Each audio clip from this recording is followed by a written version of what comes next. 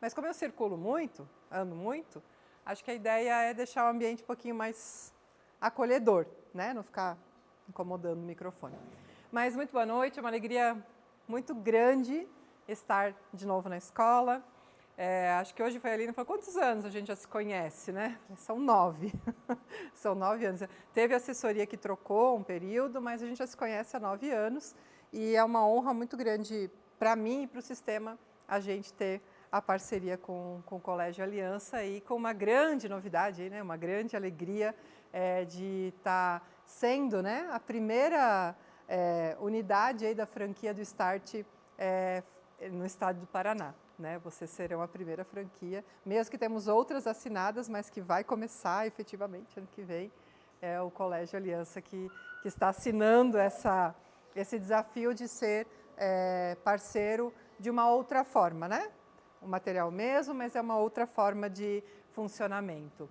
Então, agrega mais ainda aí a gente. Bom, a ideia hoje é a gente fazer um reolhar ao sistema. Quando a gente está muito tempo com uma coisa, né? Eu pelo menos fui atleta e teve um ano que todo ano a gente começava com os fundamentos do vôlei, toque, manchete, saque e cortada, né? E um dia eu perguntei para o meu técnico, eu disse assim, mas por que todo ano a gente começa nos fundamentos? E ele me respondeu com toda serenidade e educação do mundo, que acho que a vontade dele era minha, né? Mas o que essa pirralha está me perguntando, o que eu tenho que fazer? Mas ele me respondeu com muita categoria de um bom professor, né? E disse assim, quando a gente volta para a base, a gente consegue evoluir. E aquilo eu nunca esqueci na vida. Quando a gente volta para a base, qual é a base do ângulo?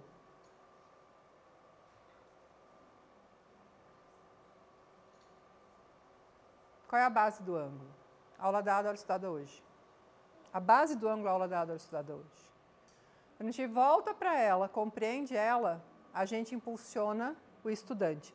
Infelizmente, né, o aula dada, aula estudada hoje, ele deu uma bela de uma baqueada na pandemia.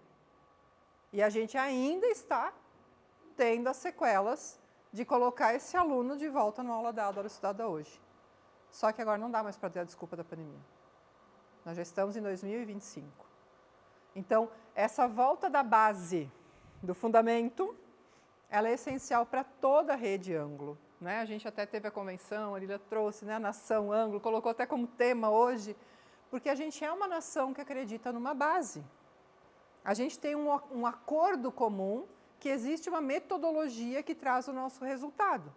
E essa metodologia, ela é pautada numa ciência, que é a neurociência. Então, a minha fala hoje para vocês vai ser assim, vamos voltar para essa base da neurociência, vamos compreender esse fundamento e vamos entender até que ponto eu, enquanto professor, professora, tenho consciência de que meu planejamento está atingindo cérebros. Falamos muito hoje à tarde com a coordenação sobre divergência, neurodivergência, neurotípicos, neuroatípicos, que é uma chuva de laudo, que é uma chuva de coisa, mas são cérebros que têm um funcionamento. Uns com mais potência, outros com menos potência, e eu tenho aqui na minha frente agora, eu não contei, mas aproximadamente 30 cérebros diferentes. Eu não posso querer que vocês todos vão entender tudo que eu estou falando ao mesmo tempo, porque de repente para ti vai fazer uma coisa sentido, para a Lilian vai fazer outra coisa sentido, para o Gabriel outra coisa sentido, para ele outra coisa sentido. E é assim que a gente funciona e a nossa sala funciona da mesma forma.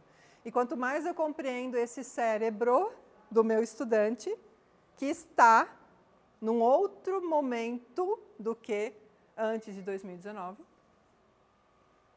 é importante essa contextualização. Eu faço uma relação para a gente entender a contextualização. Como a gente fala de leão, né? Vocês também usam muito leão, o ângulo usa muito leão.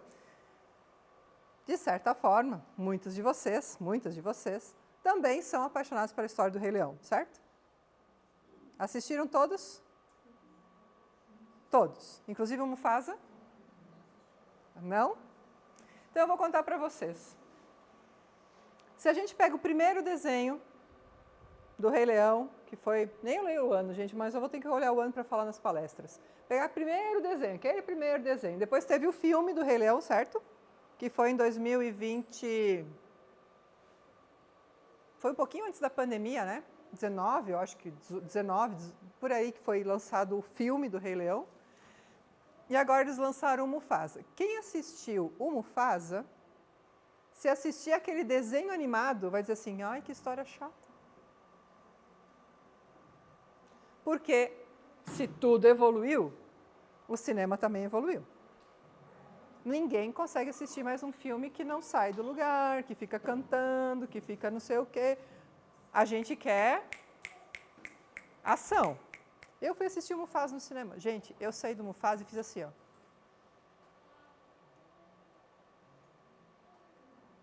Porque ele deixa a gente hipnotizado. A gente está num momento em que tudo gera dopamina rápida no cérebro da gente. Qual é o tempo de timing de vídeos que prende a sua atenção hoje, seja como... Já não é mais nem Reels, já é Short. O TikTok tem segundos. E a gente faz assim, ó. E nem presta atenção no que está vendo. E não para ouvir uma coisa que... Ai, um áudio de 1 minuto, gente. Que essa pessoa acha que eu tenho tempo de escutar um áudio de 1 minuto. Coloca no 2. E a gente vai acelerando o nosso cérebro e a gente nem percebe o quanto que nós estamos acelerando as coisas. Essa geração dopamina que está em nossa sala de aula, tudo é chato, tudo é sem graça, né? Tudo é tedioso. E eu tenho que pensar nisso. Que a minha aula tem um cérebro que funciona na minha aula. Como que eu estou chegando nesse cérebro?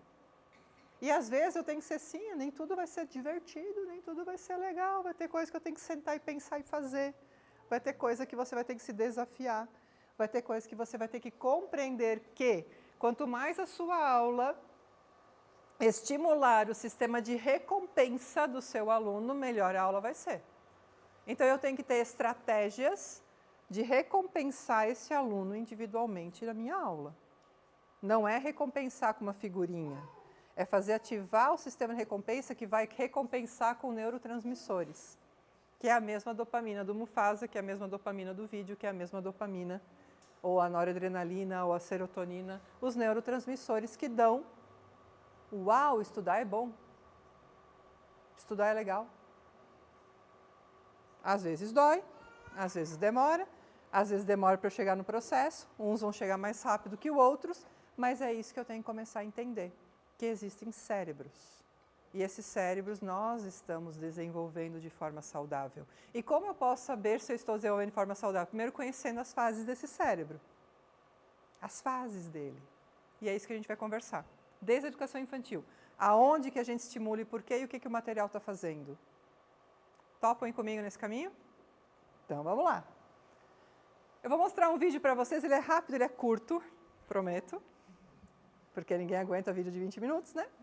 Ele é rápido, ele é curto, mas ele é envolvente. Eu quero que vocês percebam nesse vídeo a complexidade de uma coisa simples. Aparentemente simples. Vamos ver se vai, DJ. Deixa eu sair da frente.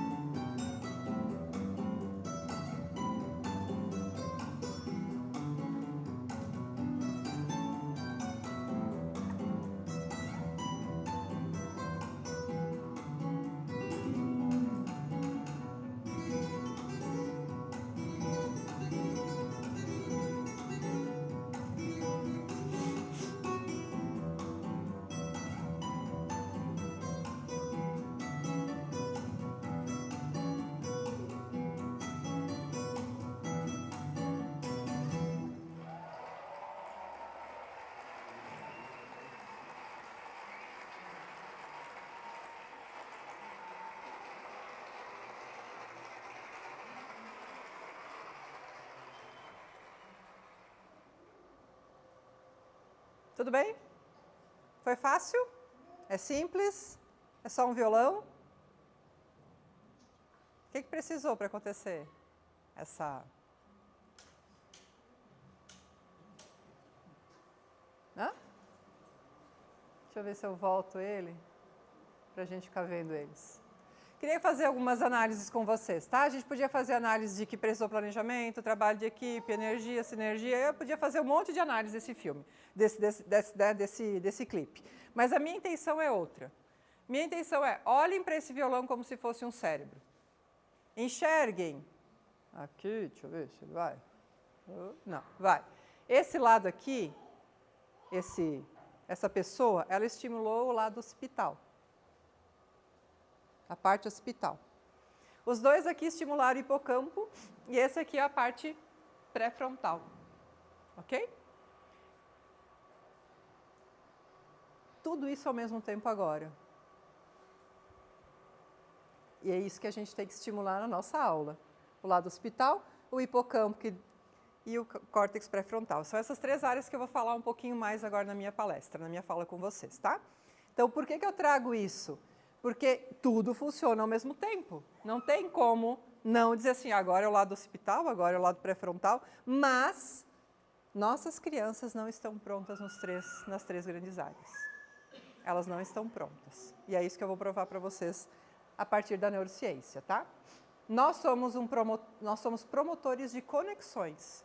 Quando a gente compreende a faixa etária que a gente está dando aula e qual é aonde que eu tenho que atuar para desenvolver um cérebro saudável. Porque esse é o entrega no final. Da educação infantil ao terceirão, a nossa função aqui, nessa base, vocês vão perceber isso quando eu for falando as fases, é entregar um cérebro saudável para a sociedade. Que pense, que analise, que tenha valores, que tenha ética, que tenha, por mais que dê um trabalhão enorme, recolhe o simulado, aplica outro, ensina que não é, que ele se sabotou e conversa com o pai, conversa com o aluno. Isso é querer entregar uma pessoa com o poder decisório saudável para a sociedade. Porque senão eu faria de conta, fecha o olho, deixa assim, dá a nota, passa de ano e está tudo bem. Mas não é a função dessa escola. Essa escola não se posiciona dessa forma. Essa escola se posiciona em formar pessoas que sejam boas para a comunidade, solucionadoras de problemas. Então, dá trabalho. Então, a nossa aula dá trabalho. Dá trabalho fazer um vídeo daquele. Deu muito trabalho pensar quem é que vai ficar em cada função. E eu estava falando do sistema de recompensa. Lembra do sistema de recompensa? Vou retomar o vídeo depois com o sistema de recompensa também. Então, nós somos agentes de mudança com intencionalidade pedagógica. Nossa aula precisa ser planejada com intencionalidade pedagógica, por isso que eu não posso olhar para a aula a partir do caderno do aluno. Eu tenho que olhar para a aula com o que o manual do professor me sugere, o que a plataforma sugere, quais são, o que realmente os dados atuais me sugerem, o que eu tenho na IA no plural, o que eu tenho de... O meu planejamento, ele precisa, inclusive, entender que eu estou desenvolvendo um cérebro e competências. Se isso não tiver no meu mapeamento, eu finjo que dou aula, os alunos fingem que aprendem, eles esquecem, eles só vêm pelas notas. E o engajamento... Então, isto não é pauta. A pauta é como eu faço diferente. A pauta é como eu chego no meu objetivo. Essa é a nossa pauta. E você já conhece esse slide, já mostrei para vocês 1000 vezes, mas eu não deixo de acreditar nele. Porque a educação é isso. A educação transforma pessoas em pessoas melhores, não melhores umas que as outras, mas melhores para o mundo. Melhores para o mundo. E como então a gente faz isso? Tem sim a parte que é neurobiológica. Essa parte nós não podemos esquecer. Eles estão em desenvolvimento, desde o dia que eles nascem até o dia que a gente morre, a gente está em desenvolvimento. Imagina os 17 primeiros anos da vida que eles estão com a gente. E por isso que é legal a gente entender essas três primeiras grandes áreas. O cerebelo é a parte toda da coordenação motora e do aprendizado motor. O cerebelo é o nosso cérebro primitivo. Se a gente olhar para uma foto dele, só dele, que é essa aqui, parece um mini cérebro. E até se a gente olha na evolução, né, das espécies, o cerebelo é o cérebro primitivo, é o primeiro que aparece, mas ele só coordena a parte motora. Aonde que o cerebelo está em desenvolvimento, na fase de desenvolvimento das crianças? Na educação infantil até o segundo, terceiro aninho. Por isso que tem tanta atividade motora no material. Não tem tanta atividade reflexiva porque eles não estão prontos para reflexão. O córtex pré-frontal ele vem muito, muito, muito mais na frente. Mas a parte motora é essencial ser desenvolvida. E quanto mais a gente treina eles, esquerda, direita, perna, vai para cima, bota eles no chão, desenha o corpo deles, motora ampla, motora fina, até o segundo, terceiro aninho, que no material tem muito disso, né? Lateralidade, na geografia, na história, esquerda, direita, sobe, baixo, pequeno, se esconde. É um monte de atividade nesse sentido. Quando a gente pula essas atividades, a gente está queimando a largada. Não podemos queimar largada, mesmo que os pais nos cobrem. Mas eu tenho que ter a definição, o porquê das coisas são como elas são, para eu ter o argumento aos questionamentos que vêm. Então eu tenho que dizer, não, ele não vai escrever enquanto ele não entender o que é esquerdo, direito, em cima, abaixo, pequeno. Ele não vai compreender a escala no quarto, quinto ano, que é quando começa a abstração, se ele não fizer maquete no segundo aninho. Onde ele não fizer aquilo que é grande e pequeno, mas ele fazer, não a mãe em casa com uma maquete em casa, ele faz na escola, porque ele precisa operacionalizar aquele concreto. Então, tudo no material está interligado para quê? Até o terceiro aninho, essa parte motora, claro que junto com o cognitivo, com o social, com o emocional, vai desenvolver no aluno um aluno mais apto para o processo de aprendizagem. Então, não pode pular. Por isso que o manual é tão importante eu ler, porque lá ele vai dar dicas valiosas para isso. Ah, não, se eu fizer essa atividade aqui vai gerar bagunça.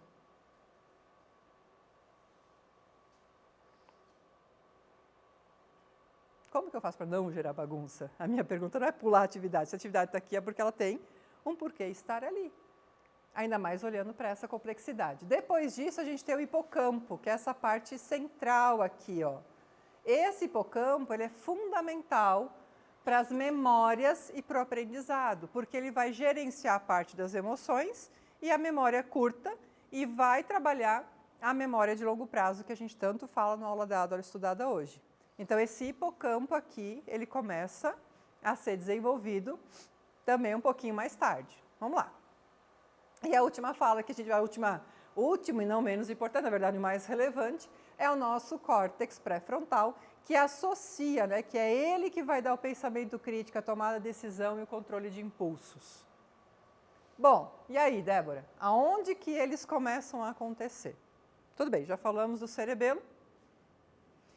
E uma coisa importante que começa a acontecer, quando o cerebelo está bem formado, e toda a parte do biológico do cérebro está começando a ter o seu efeito, sabe um carro a 140 km por hora, assim? E de repente acontece alguém de puxar o freio de mão dele? Ele dá uma parada, ele dá uma brecada? Aos 10 anos, que idade é 10 anos? Onde é que eles estão? Quarto para o quinto ano, né? Essa parada do cérebro acontece. Essa freada, essa puxada de freio de mão acontece. É para copiar? Ai, que chato. Não é legal isso aí, professora. Estava difícil se acordar hoje de manhã. Nada é engraçado, nada mais tem graça. Aquilo que eles achavam graça ontem, de repente, assim. Meu Deus do céu, o que aconteceu? Aconteceu a redução da quantidade de conexões sinápticas de propósito. O cérebro faz isso, não é porque eles são chatos, mal-humorados, aborrecentes, nada disso. Isso acontece para que a bainha de mielina, se alguém estudou um pouquinho mais, que é uma capa protetora em grande maioria dos nossos neurônios, se forme. Se essa freada não acontecer, não forma bainha de mielina. Sem bainha de mielina, a gente não consegue operar o córtex pré-frontal para as tomadas de decisões. E olha quanto tempo essa freada acontece. Dos 10 aos 14. Que é até 8º, 9º ano. Essa freada vai acontecer. Vale nota? Pode ser em dupla? Ai, que não sei o que. Tudo isso que vocês vivem aqui, vivem em todos os lugares, porque isso é freio de mão puxado. A dopamina está lá embaixo no pé. Tudo é tedioso, tudo é chato, tudo é impossível. A mielinização começa a acontecer e termina quando? 19 anos. Onde é que eles estão com 19 anos? No mundo, já não estão mais aqui. Aí você até encontra eles lá no shopping e diz assim, meu professor, e você pensa, mas esse aqui me reconhecendo, conversando comigo, é outra pessoa. Virou outra pessoa. Literalmente, dos 18 aos 19 eles viram gente. Né? Parece que virou gente, aquele guri. É, ele virou gente, mas por quê? Porque agora ele está com o córtex pré-frontal desenvolvido, né? Dos 12 aos 19, gente, é um processo longo essa tomada de decisão. E a gente já quer que eles tenham um 6º ano. Porque eles não são maduros. Eles não são. Eles são crianças. Com o cérebro de freio de mão puxado. Eu vou brigar com isso? Não dá. Porque eu não posso nem entrar no cérebro e injetar dopamina. Eu estou até tentando lá com os TikTok, com as coisas, com os games que eles jogam, eles até tentam. Mas de verdade, para aprendizado, é um processo que a gente tem que pegar de mão dada, pegar de mão dada e pegar de mão dada. E mostrar para ele que cada exercício é uma oportunidade de ativar o sistema de recompensa dele. Cada atividade, cada tarefa, cada coisa que a gente faz, eu ativo o sistema de recompensa. Como que eu ativo o sistema de recompensa? Quando eu debato com eles, quando eu tenho estratégias disso. Se eu simplesmente digo assim, olha, gente, aqui no exercício tal, vocês façam assim, assim. Dita, né? Sabe ditar? Copia ali. Não ativa o sistema de recompensa.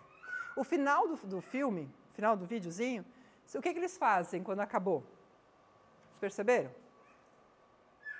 Acabou a música. Alguém falou. Ai, gente, vocês são tímidos, você tem medo de errar? A prof não vai dar nota. O que eles fazem, gente? Quem lembra? Eu fiz de propósito, falar só agora disso. Eles celebram um ao outro. Olha, você acertou, sem você não teria tocado tão bem, se você não... Né? Agradecem o público. Isso é ativar o sistema de recompensa. Depois de uma coisa ter dado certo, eu comemorar. Eu comemorar o acerto com o aluno. Eu mostrar que o erro é uma oportunidade dele aprender. Você não aprendeu da primeira vez, vamos na segunda, vamos juntos. Você não aprendeu comigo, aprende com o colega. Eu traçar estratégias disso, gente. Em sala de aula é essencial para ativar o sistema de recompensa, porque é o que mais ele precisa. Saber que ele dá conta dele mesmo, nesse processo. Se ele ganhar aqui um atestado de que ele não dá conta de nada na vida dele, isso ele já sabe pelo freio de mão puxado. Ele já sabe disso, que eu não estou dando conta de nada. Ele não está dando conta nem de organizar o material. Nem de saber se o horário. Ele não sabe nada do 6º ano em diante. Ontem o papai da Lara, do 7º ano, né? A minha enteada. E aí, filha, que aula tu tem amanhã? Não sei, papai. Como tu não sabe, Lara? É que mudou recente o horário, não deu tempo ainda de eu decorar. E é isso. Eles são assim. E é uma menina. E tá tudo bem. Não saber... 9 horas da noite, domingo, que amanhã vai ter aula. Estou preocupada. Amanhã eu vejo. É a gente que estimula. Não, mas é importante, quero saber, puxa lá, quero ver. Entendeu? É a gente que estimula em casa, né? Deveria. Mas a gente na escola faz a nossa parte. A gente não está na casa deles, né? Mas na minha aula eu estou. O meu planejamento vai começar a entender isso. Eu já sei que é freio de mão puxado, então eu aceito que dói menos. Porque não adianta eu querer que o meu aluno esteja pronto, porque ele não está. Quando ele vai estar pronto? 19 anos. Aqui ele está em formação. O cérebro está em formação. E é para esse cérebro que eu vou planejar minha aula. Pensando em estratégias. Como que eu faço uma estratégia de correção de tarefa, de correção de exercício, para que envolva eles? Lilian, como que você chegou nesse exercício? Alguém chegou diferente da Lilian? Chegou diferente da Lilian? Como é que você chegou? Eu já não digo se a Lilian está certa ou errada. Se alguém ri da Lilian, como você chegou então? Me conta como você chegou, que a gente chega juntos. Ah, demora mais, Débora, daí a gente não dá conta. melhor, step by step, com mapa de foco, trabalhando, do que fazer de conta que ensinei, fazer de conta que aprendeu e ninguém aprendeu nada. E não ativei sistema de recompensa nenhum. E aí ele vai dizer que a aula é chata e tediosa e tudo com todo o direito do mundo. Todo o direito do mundo. Ah, eu não consigo corrigir todos os exercícios. Escolhe um. Eu não consigo corrigir todo o simulado. Escolhe as questões mais difíceis. A orientação já foi dada e eu sei que vocês fazem. Das questões mais difíceis que foram erradas, como que chegou, por que não chegou, por que os meus alunos colocaram letra D se era letra A, o que eles pensaram assim para chegar nessa questão. A gente analisa junto os erros deles, para gerar aprendizagem, oportunidade de acerto, melhoria de resultado, melhoria de aprendizagem. Então, eles se reorganizam a partir dos 14 anos. Eu estava falando isso aqui em Ponta Grossa e a professora assim, Débora, agora eu estou começando a entender um negócio. Eu falei, o que você está começando a entender? Estou começando a entender que a gente, ano passado, teve um aluno do 5º ano que mordeu outro aluno. Quando que eles mordem? 2 anos. 2 anos, né? Eles disputam as coisas, eles mordem. Todo mundo ficou escandalizado na época que o menino de 5º ano mordeu o outro. Por que ele mordeu? Porque se o controle de impulsos começa a acontecer, né, o córtex pré-frontal a partir dos 12, e ele está no 5º ano e ele tem 10, é natural que ele não tenha controle de impulsos. Ele ficou muito chateado com uma situação, em vez de resolver conversando, como a gente acha que eles deveriam conversar já, né, como adultos, e nem que adulto, jura que adulto conversa tudo que tem de conflito, né? Juro. Juro. A gente acha, né? Só olhar para a nossa casa, só olhar para o nosso relacionamento com os nossos filhos, com os nossos pais, com os nossos irmãos, com os nossos maridos e com as nossas esposas. A gente não conversa tudo. Tem coisa que a gente tem vontade de bater na mesa também, né? Ou bater uma gaveta quando ela está sempre aberta, não aprende a fechar, né? A olha não é na cama, dá vontade de jogar na cara. A gente também não tem controle dos impulsos. Um pouco mais refinados, talvez. Mas vontade a gente também tem. Aquele menino tem vontade de morder, mordeu. Claro que foi negociado e conversado, mas assim, coisas acontecem. Por quê? Porque não está pronto, gente. Não está pronto. Não está pronto. Pode acontecer. Acontece com a gente, imagina com criança. Então, sim, a gente precisa olhar para a nossa sala de aula, para esse cérebro em desenvolvimento e para habilidades socioemocionais em desenvolvimento. Quanto mais eu compreendo que são habilidades socioemocionais, eu também não vou bater de frente com elas, porque elas são, segundo a coordenação de vocês aqui hoje, e segundo todas as escolas que eu atendo, a maior demanda hoje da sala de aula. Ou eles chegam no intervalo assim, sem nenhum conflito. E se a gente nega o conflito, a gente não dá aula. E se a gente terceiriza o conflito, a gente também não dá aula. Porque a gente adora terceirizar, né? Chama a coordenação para resolver o problema. E aí o aluno já começa a perceber, se a gente armar um conflito, aquela professora não dá aula, eu vou parar na coordenação e aí vira tudo como eles querem. Eu resolvo os conflitos da minha turma. A turma é minha, a aula é minha. E eu começo a compreender que, às vezes, depois do intervalo, de uma educação física, de uma aula de artes, eu preciso ajudar eles a se autorregularem. Eu tenho que pensar numa estratégia de autorregulação. Que se eu não pensar numa estratégia de autorregulação, eu vou querer dar aula, eu vou mandar eles ficar quietos, eles não ficam quietos, e aí eu me estresso, e daí eu chego na sala do intervalo e digo assim, meu Deus, aquele 7º ano hoje está terrível. Será que eram eles que estavam terríveis ou a minha estratégia não foi a adequada para chegar neles? Então, eu tenho que entender isso, sim. Então, o que são as competências socioemocionais segundo o órgão internacional que regulamenta isso? Demonstrar empatia, reconhecer as próprias emoções e valores, a habilidade de construir relacionamentos positivos, decisões sobre atitudes pessoais e sociais e autorregulação é saber identificar e lidar com as suas emoções e atitudes. Eu sei que eu vou fazer uma prova. Se eu for daquele professor assim, vocês estão rindo agora, espera a minha prova. Eles vão vir tudo calmo para a minha prova, né? Não, eu já ameacei. Eles não vão vir seguros para a minha prova. Eles vão vir com medo para a minha prova. Agora, se eu for professora assim, gente, ó, a gente vai fazer uma prova. A prova são tais conteúdos. No dia da prova, você diz assim, olha, nós vamos entregar as folhas. Antes de vocês virarem as folhas e fazer um exercício de hiperventilação. Respira a flor e sopra a vela. Essas crianças, gente, a gente estava falando hoje, né? A chuva de laudos de superdotados, a chuva de laudo de TDAH, são tudo cérebros neurodivergentes. Os neurodivergentes, eles estão hiperestimulados, eles estão com hiperfoco, eles estão preocupados com outras coisas. Se eu não ajudo eles a se autorregularem, eles fazem bagunça na prova. Eles até sabem a questão, aí quando você fala depois com eles, calma, meu Deus, eu confundi tudo, né, professora? Eu peguei aquilo que era da geografia, escrevi aqui na história e fiz uma bagunça, porque ele não estava autorregulado. Vamos ajudar eles a se autorregular. 2 segundos que você faz um exercício de respiração com eles, antes de virar a folha, você coloca oxigênio no cérebro, que é um dos combustíveis. Um dos combustíveis do cérebro é oxigênio. O segundo é a glicose. Já fizeram uma estatística quantas essas crianças vêm tomado café da manhã? Quantas comeram alguma coisa? Poucas.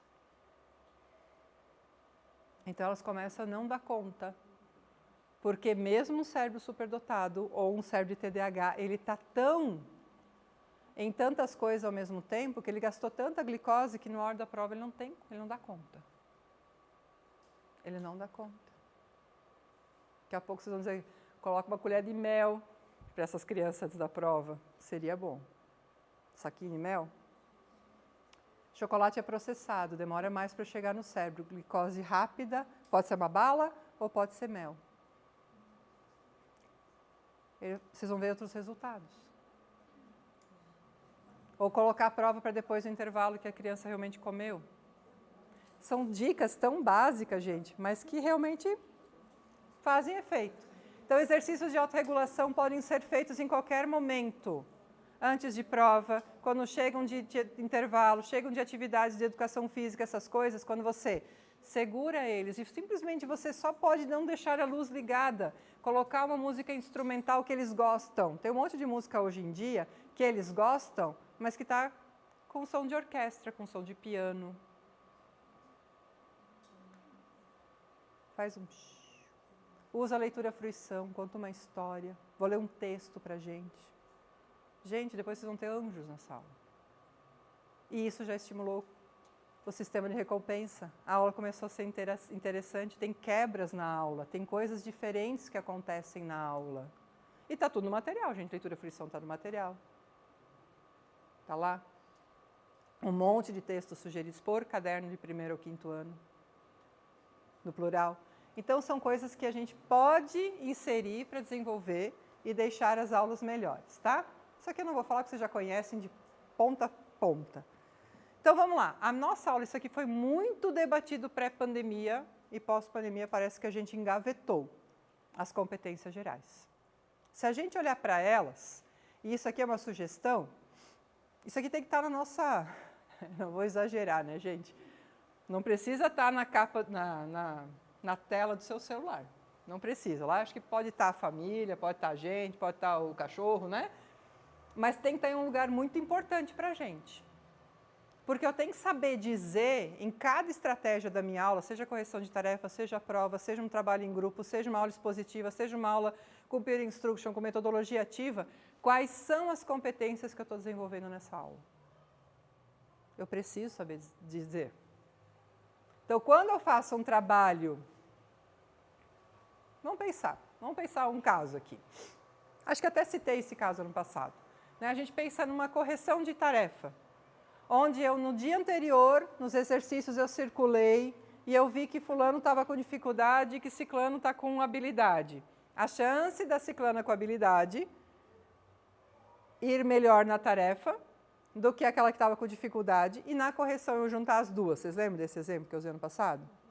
Então, juntei as duas. O fato de eu ter juntado as duas, porque se eu chegar nela pela 3ª vez, ela vai dizer, viu, eu não entendo, é difícil, porque eu estou numa fala de adulta.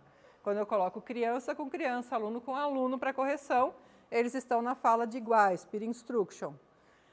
Quando eu uso isso, olha a quantidade de competências eu estou desenvolvendo nos meus estudantes.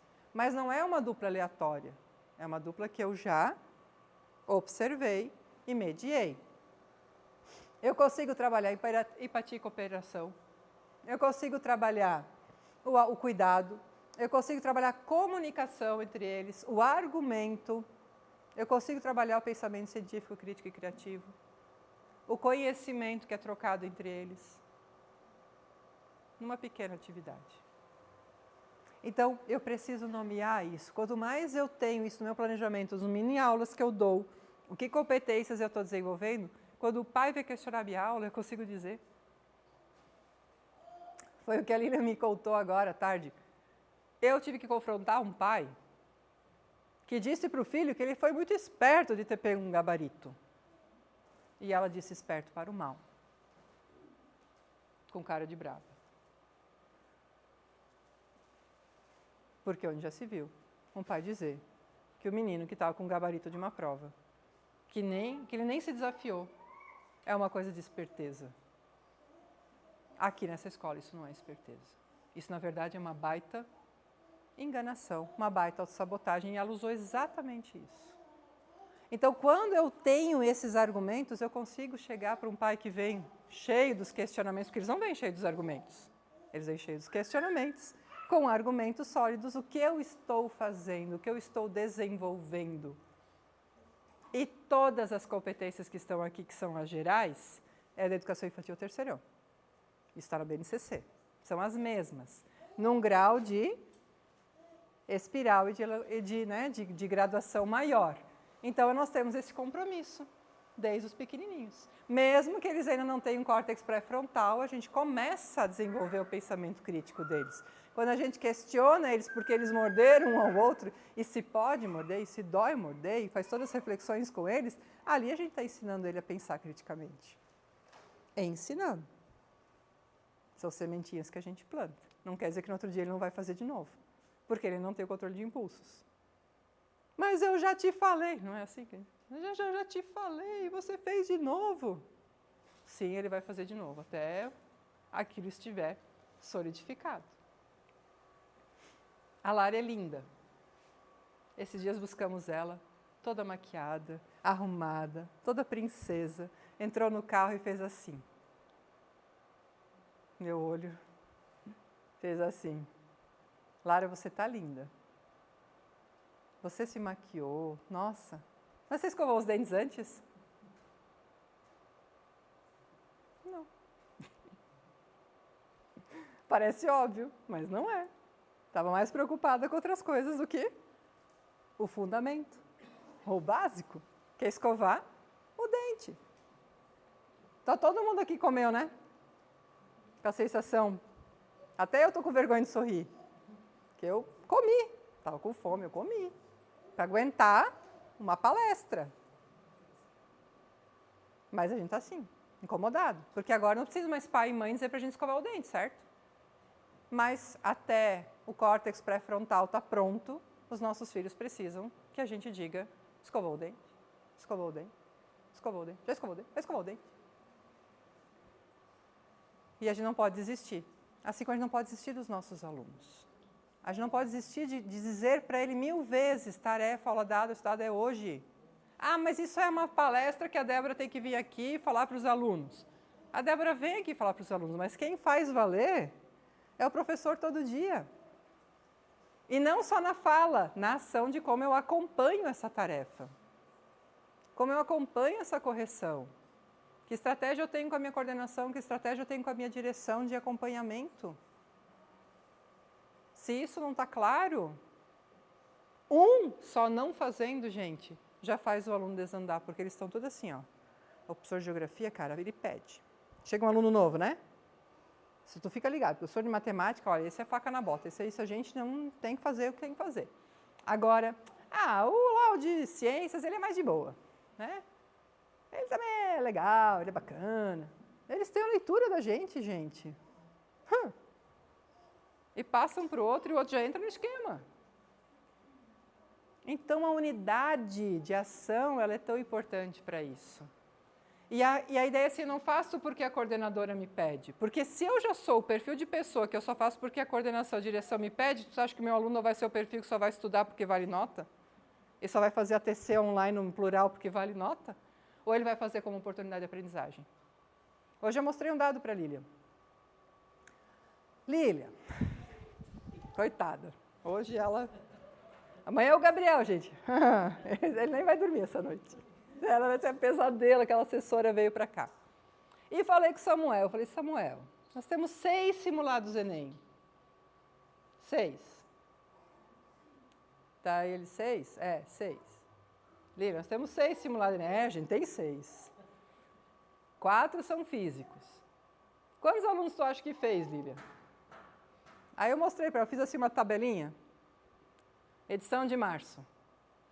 67 alunos do terceirão inscritos no plural. Estão inscritos, estão lá, não sei se existem todos esses alunos, mas são 67 alunos do terceirão.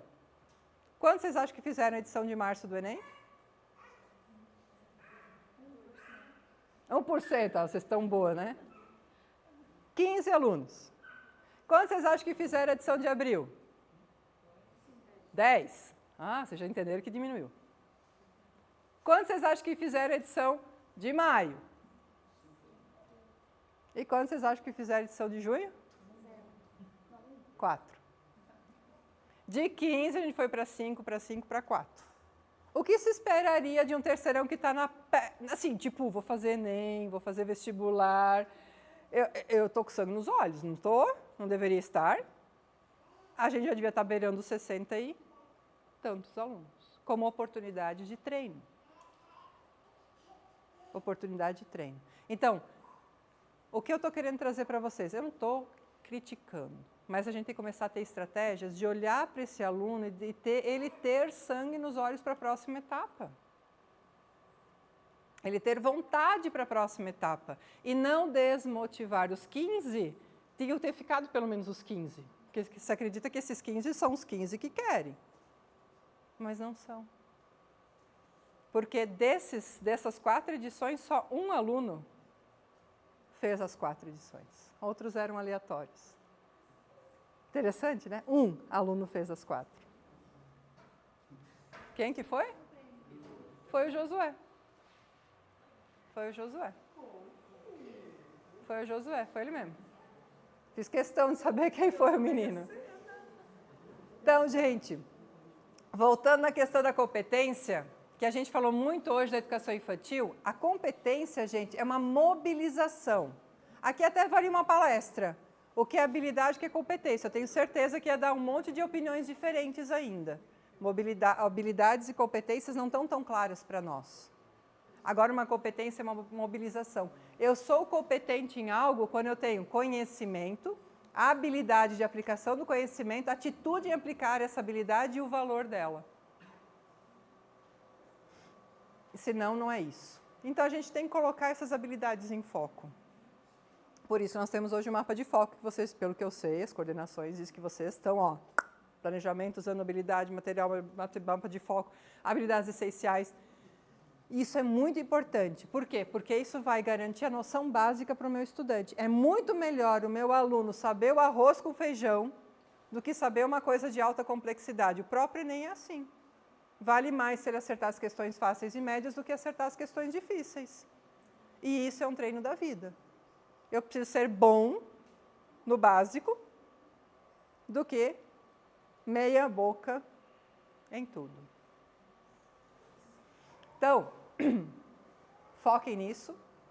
As aulas de vocês, o planejamento de vocês, isso aqui vocês já conhecem e dominam.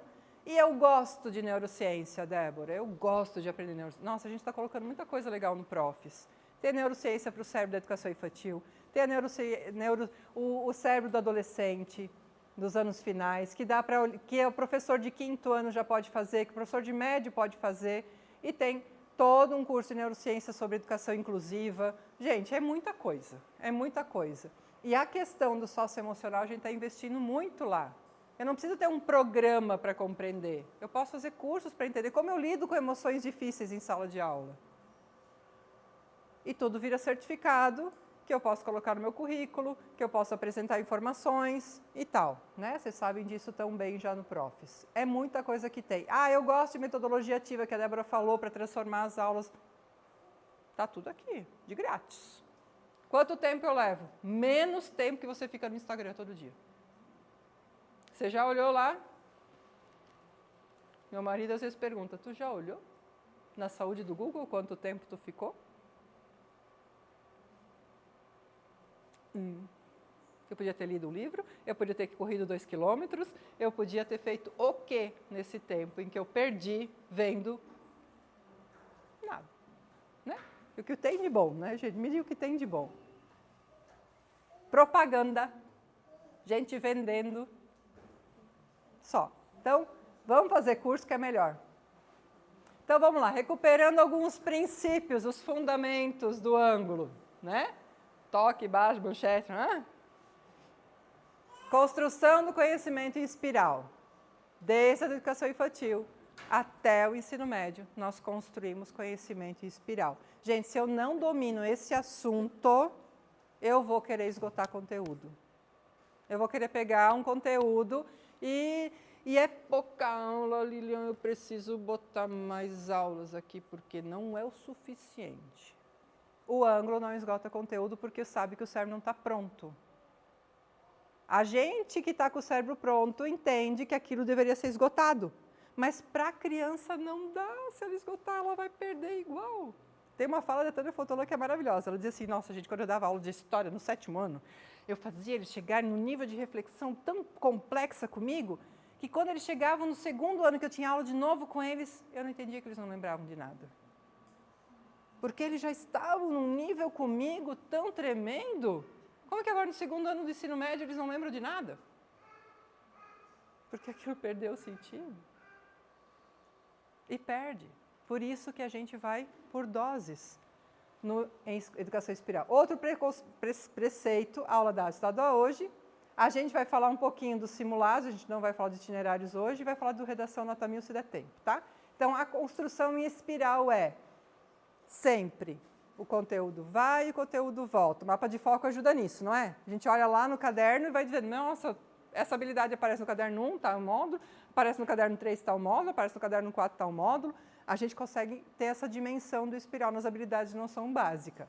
Então, se a gente olhar para essa questão do cérebro em desenvolvimento, para o aluno faz sentido. Então, deixa fluir a sequência do material, porque vocês já estão garantindo o conteúdo em espiral, o não aprofundamento onde não deve ser aprofundado e o aprofundamento onde deve ser aprofundado. Por isso, a questão do ângulo faz, mesmo a autora de matemática e língua portuguesa do 1º ao 9º ano.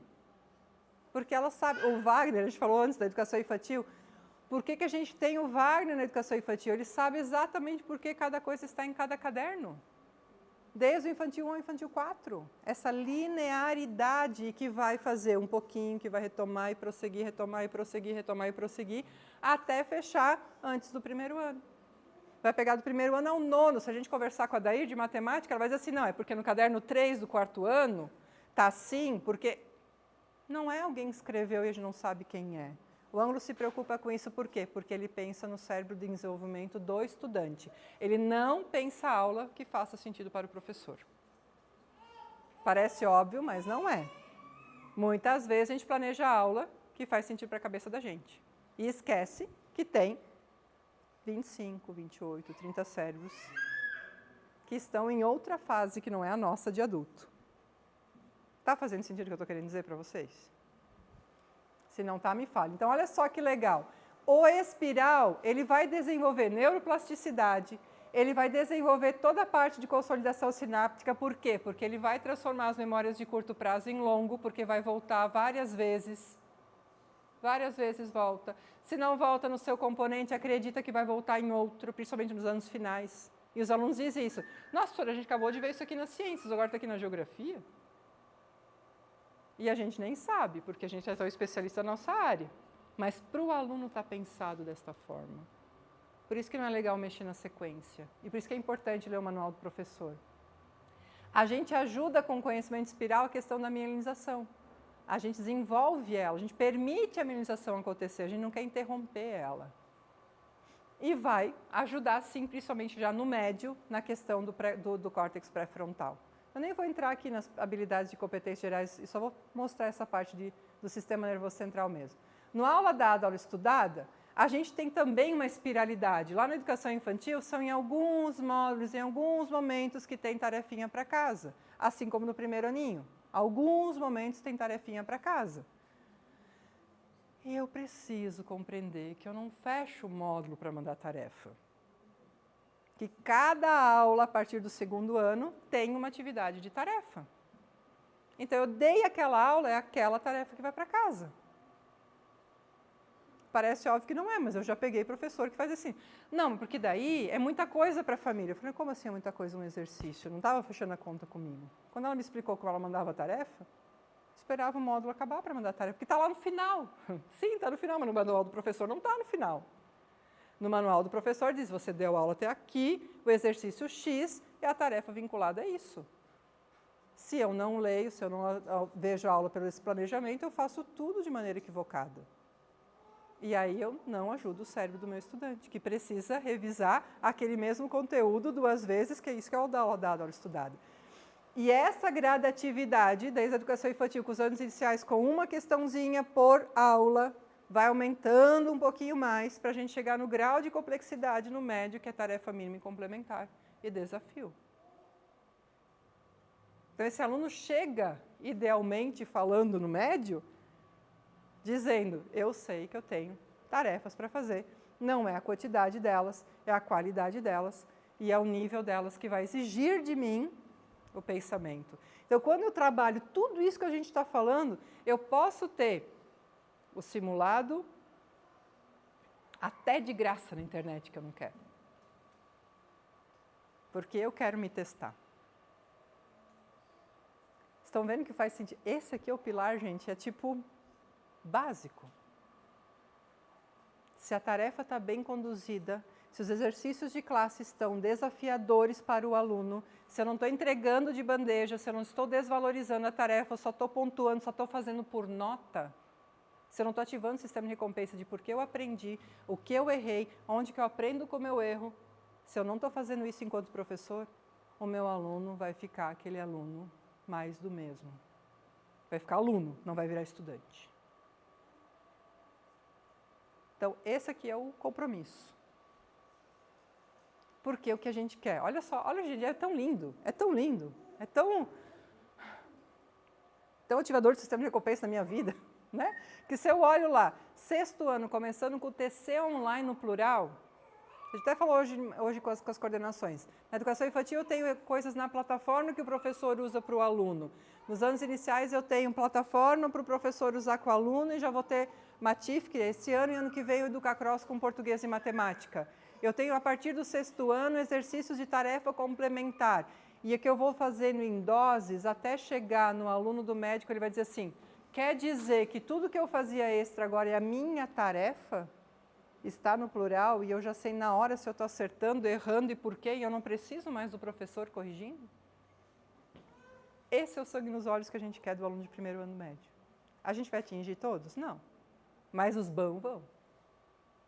Os bons que vão ser os 15, que vão fazer todas as edições do Enem, que vão botar o resultado da escola lá na frente, porque a gente tem que dar comida para eles também.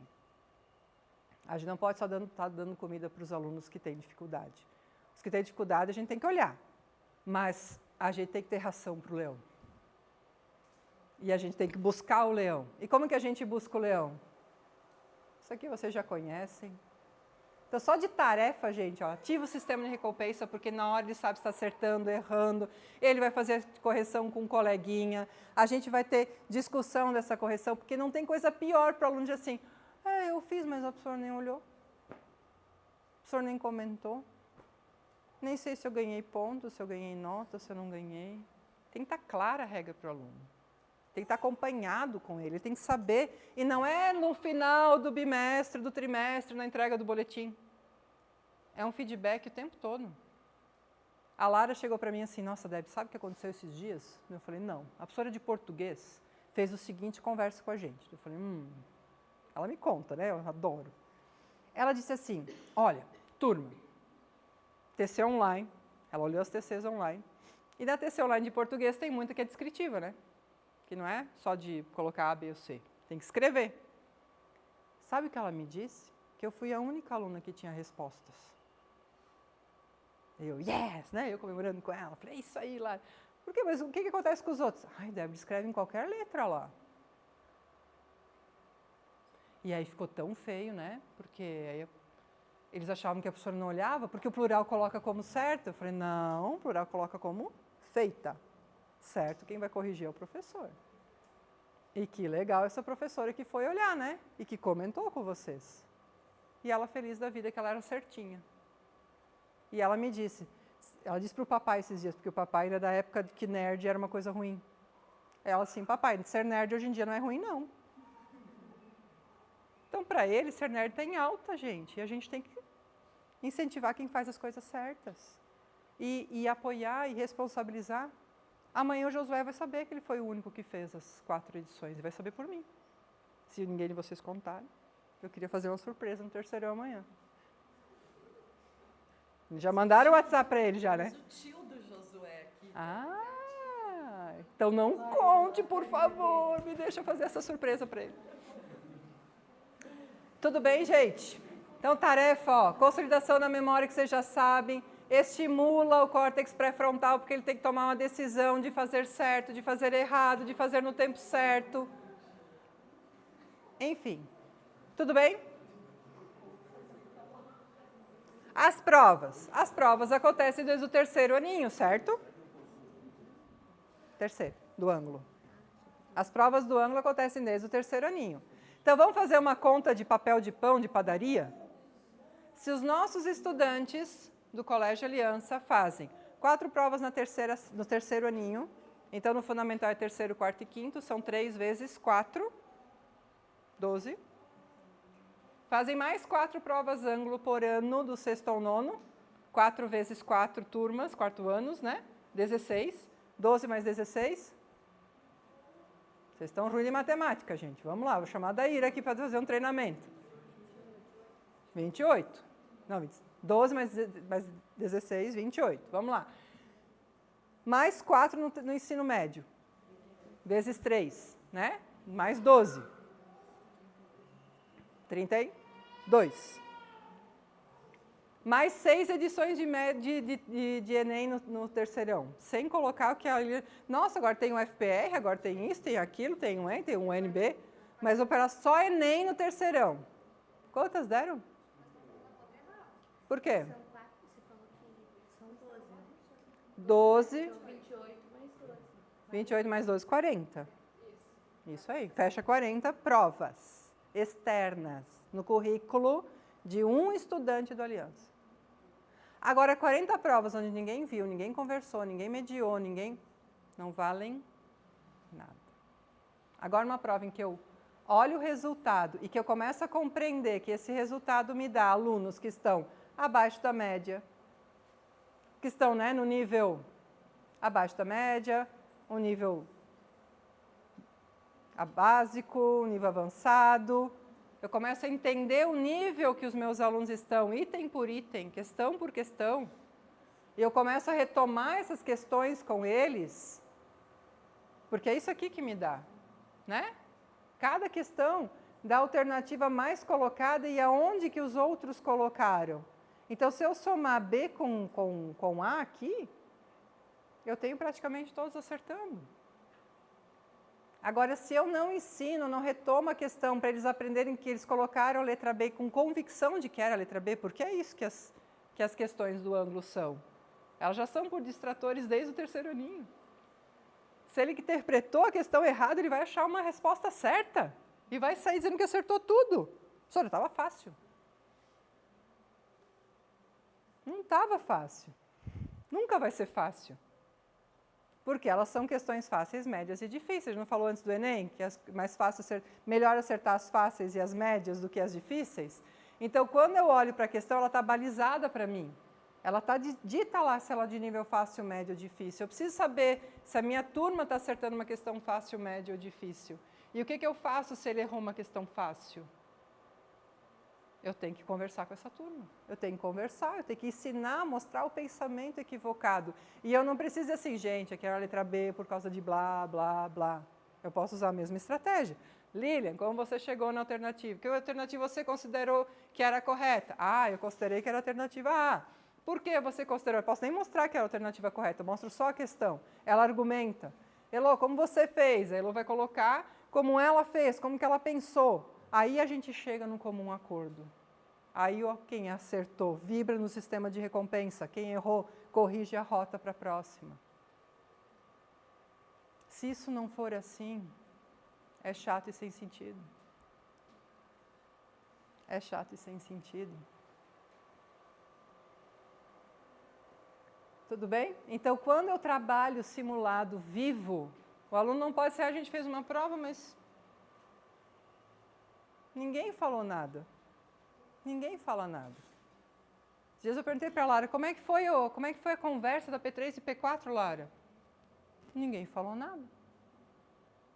Tu não sabe nem quanto percentual tu acertou. Ninguém falou nada. 7º ano. Dá uns nervosos, né? Dá vontade de ligar para a escola. Eu não posso. Mas é isso. A gente não pode fazer com que o aluno tenha a sensação de que ele fez uma coisa em vão.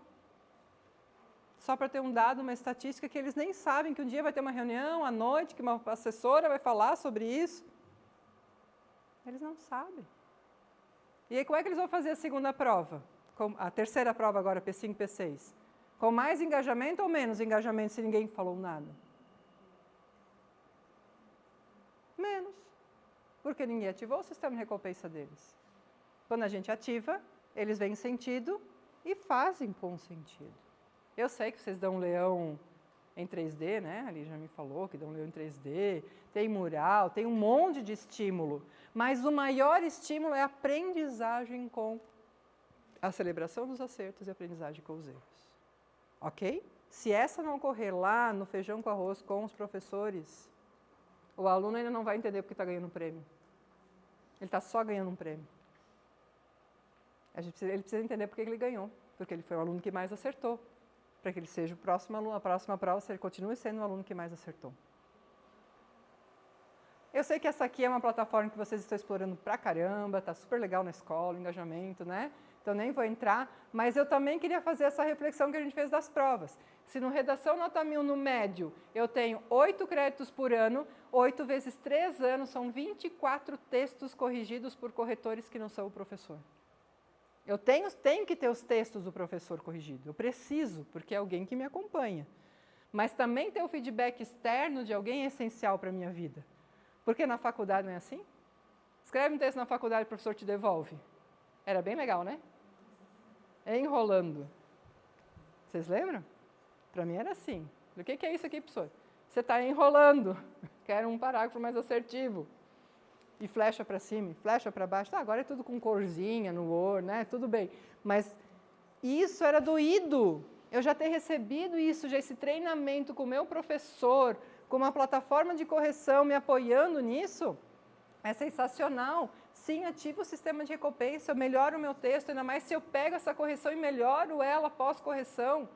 O aluno ele entra num grau de melhoria contínua do processo de aprendizagem dele.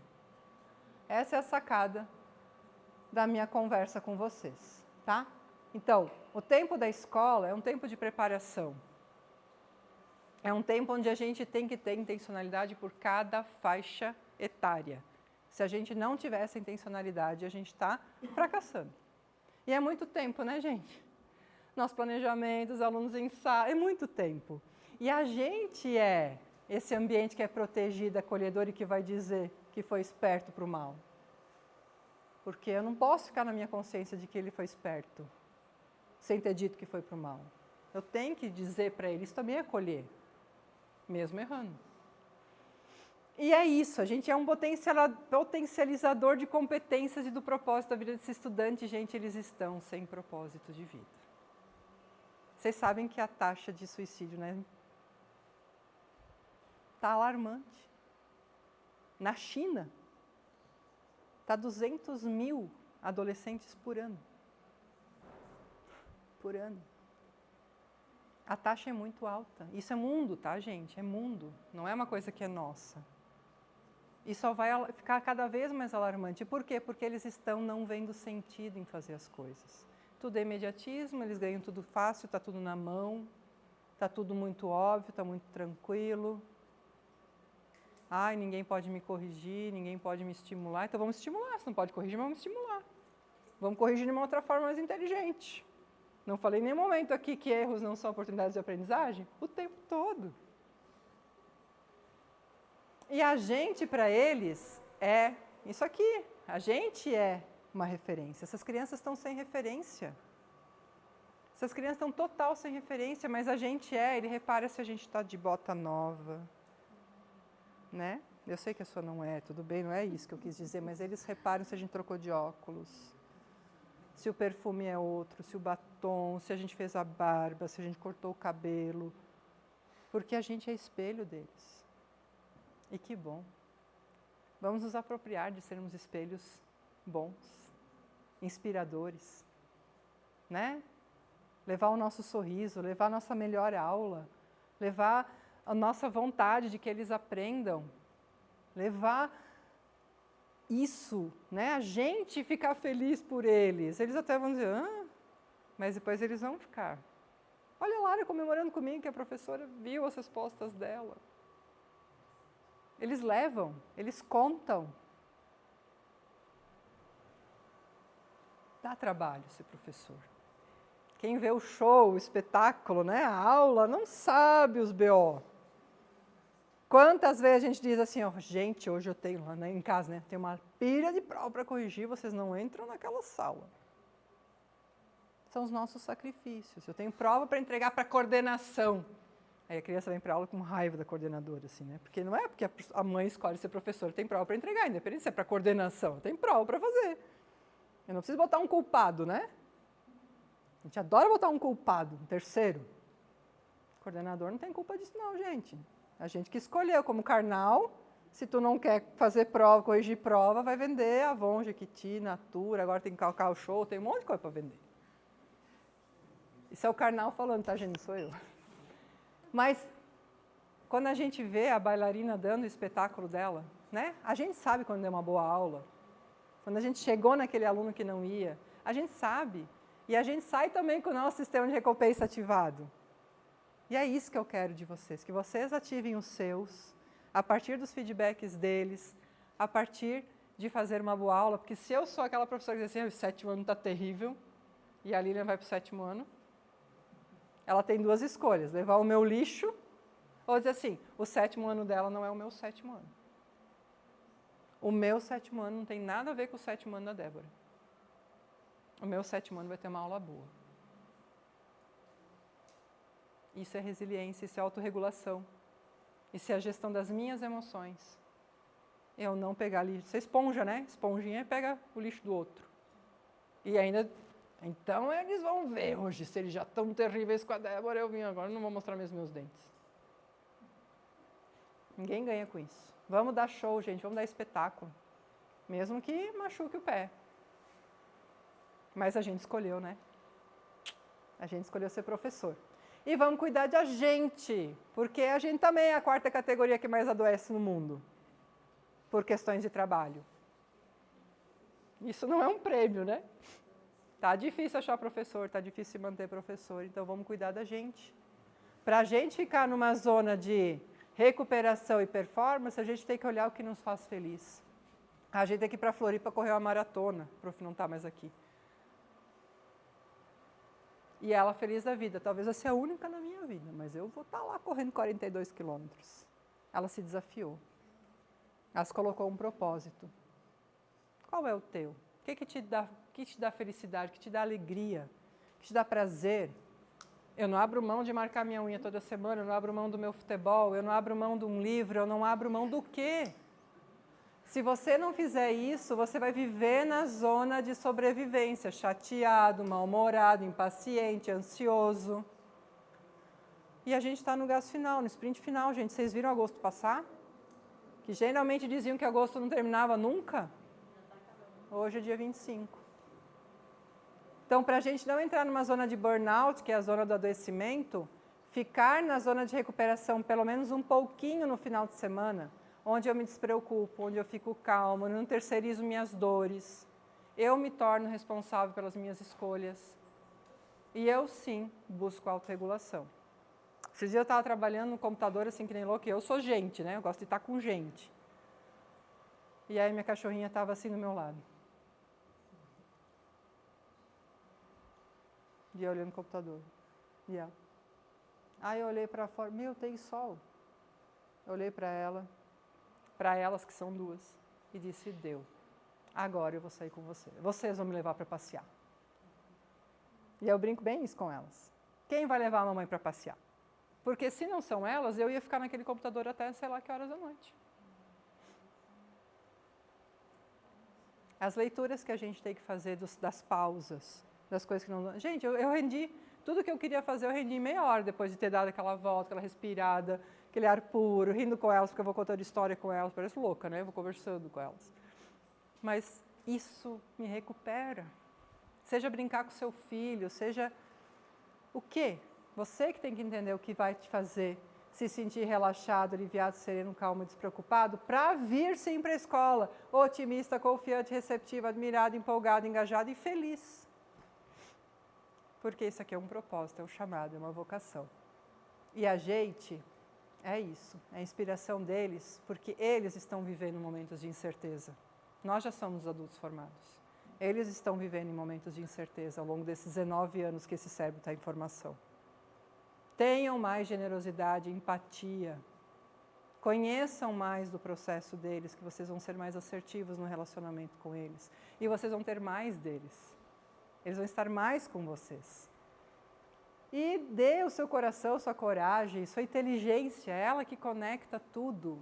Ah, e a gente tem que conectar muita coisa. É isso mesmo, é o nosso trabalho. E a comunidade de vocês quer isso. É a coisa mais linda que eu falei hoje, né, para a direção. Mas a comunidade de vocês quer. Ela quer. E é isso aí. Que a gente possa viver por algo maior que a jornada, que é o nosso legado, que a gente vai deixar para a futura Guarapuava. Como diz a Tânia Fontolã, a gente não dá aula para hoje. A gente está preparando eles para o futuro. E para um futuro desconhecido. Para um futuro bem desconhecido, tá? Gostam dessa temática? Depois eu mando. Os slides já estão com a Lilian, já estão, né? Podem ser compartilhados. Aqui eu trago de novo o Peer, né? O Peer tem os livrinhos dele lá, tadinho, tão velhinho, mas falam tanto sobre isso pra gente. Então usem os livros do Peer. Vocês devem ter na biblioteca, né, Lilian? Esse aqui, gente, a Escola do Futuro do Pianger. Sabe o Pianger do Papai é Pop? Ele escreveu um livro com um colega também, publicitário, sobre a escola do futuro. Eles foram para o mundo entender as escolas do futuro. A gente precisa estar meio antenado para isso. Leia Brené Brown, A Coragem de Ser Imperfeito. Nós não vamos acertar tudo o tempo todo. E tudo bem a gente também dizer, coordenação, eu não sei fazer isso, eu não sei responder esse bilhete, me ajuda. Está tudo certo.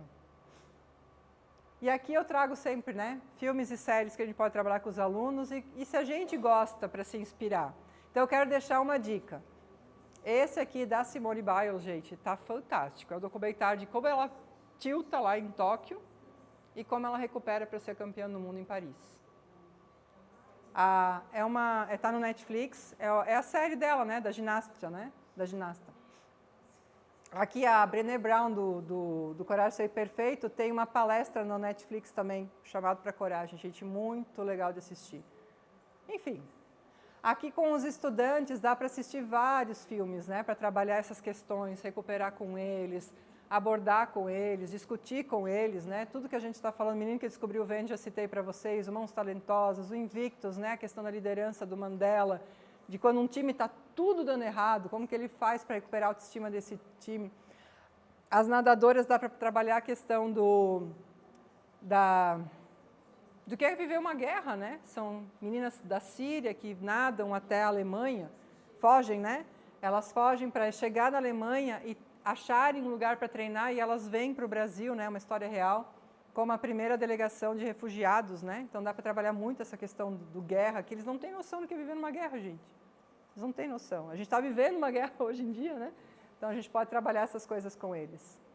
Destemida Quando a gente quer trabalhar propósito com eles, é uma menina que queria velejar o mundo. É real, uma história real. E ela se organiza para isso. É fantástico. E ela vai sozinha. Os pais quase morrem, mas ela vai. Passa uns perrengues, a coisa mais linda do mundo. Dá para trabalhar isso. Não é porque é o meu sonho que eu não vou ter dificuldade em realizar esse sonho. E se é o meu sonho, eu vou ter que passar pelas dificuldades para realizá-lo, né? Para conquistá-lo. Tá bom? Obrigada pela atenção de vocês. Querem voltarem? Tudo? Esse ou esse? Já tá, os slides estão com a Lilian, ela vai compartilhar com vocês, gente. É o outro agora? Esse aqui, para mim, gente, ele é básico para o professor, para a questão de trabalhar a mentalidade dos alunos, que a mentalidade geralmente é fixa. Eu não consigo, é muito difícil, eu não gosto. Então, aqui a gente tem muito recurso para trabalhar com eles, estratégias de trabalhar em sala de aula. A questão de dizer assim, vamos lá, vamos se desafiar, cérebro em crescimento. Em vez de mindset fixo, um mindset de crescimento, tá? E ele tem até em padaria, gente, ele tem em tudo que é lugar. Acho que até dá para baixar em PDF. Tá bom? Obrigada.